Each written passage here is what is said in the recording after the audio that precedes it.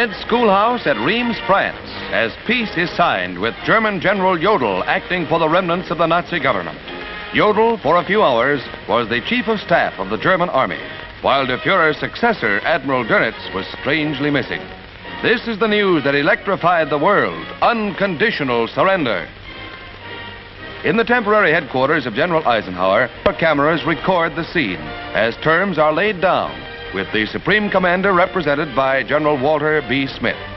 With the Americans, all the Allies sat in to enforce the terms we set long ago: surrender with no soft terms. It seems hard for the Nazi Jodl, and it was, to admit his country's guilt and plead for mercy. But General Smith's signature is a symbol of a new world of peace. A Bill of Rights for Europe. Nothing could be more symbolic of the downfall of the Third Reich than this abject surrender. Let us not forget Germany, but meanwhile, let us fight to quick victory over Japan.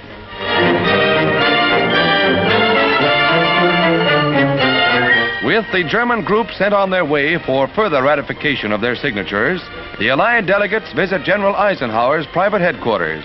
It's a happy day for the victors. Victory with the pens of peace.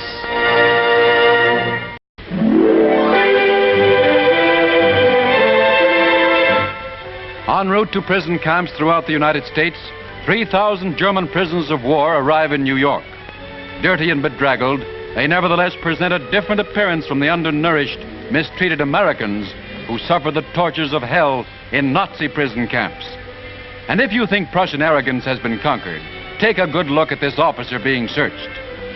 These are the last German captives that'll be brought to this country.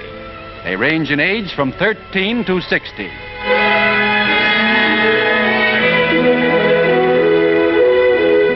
They all assured army authorities that they were anti-Nazi and had never harmed a soul. A tale we will hear many times before the last war criminal is liquidated.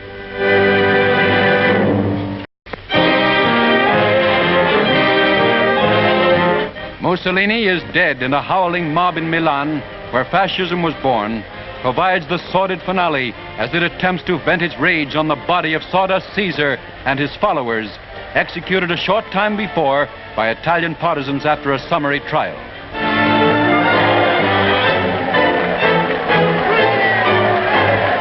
Signal Corps cameras record the blind fury of a people whom he led to disaster after promising them an empire through 20 strutting and corrupt years.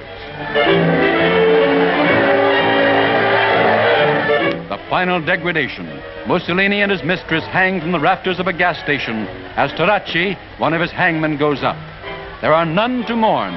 The sawdust has run out of Caesar.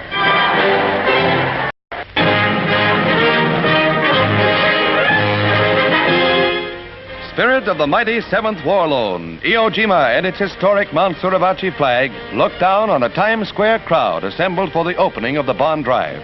All eyes are focused on the 3 survivors of that immortal flag raising who are present to raise that same flag again over the statue commemorating their deed.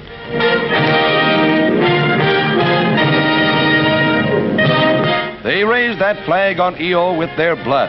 Repay them with your bond purchases.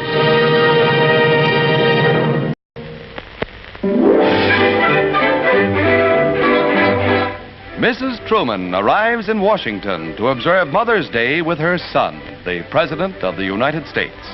Every American shares the happiness of the President and his inspiration, his mother.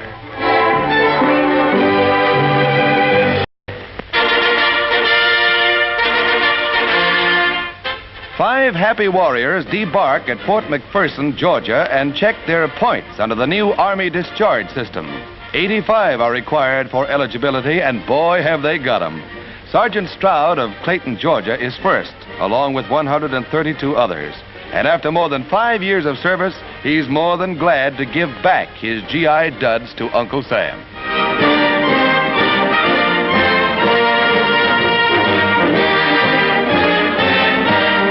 He drew a $1,400 check and has 200 more of his mustering out pay coming.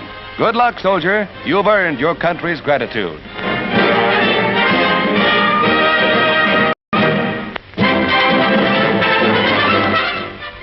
the Congressional Medal of Honor, the country's highest award, is presented to Corporal Robert D. Maxwell.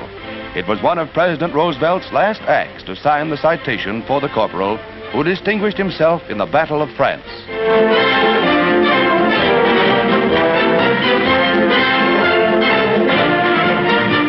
And the first medal to be awarded by President Truman is given to the parents of Private Elmer E. Fryer, who was killed in action.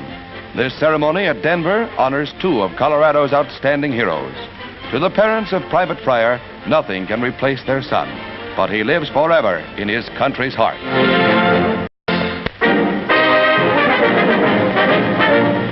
It's a great day for turf fans as the horse parks get set for another big season after a wartime blackout.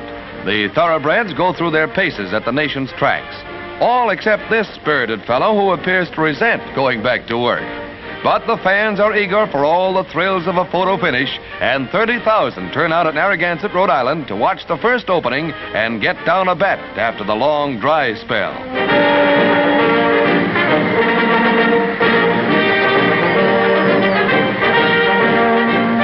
And with everybody tensed for the getaway, the field is off to a rousing start.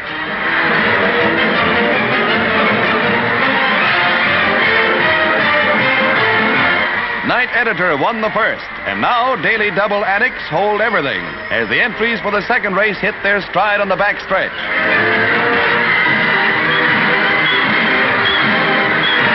Cake Gravy begins to forge ahead as one of the riders tumbles.